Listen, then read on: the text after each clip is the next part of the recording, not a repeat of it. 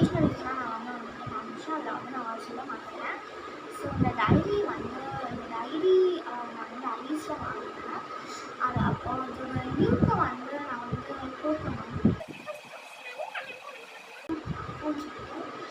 லிங்க்கை நான் கூட வாங்கினேன். இந்த ஐஸில் தான் இருக்கா. நான் கூகுள் லென்ஸில் போய் ஃபோட்டோ எடுத்து சர்ச் பண்ணி பார்த்தேன். அதில் இருந்துச்சு, லிங்க் இருந்துச்சு.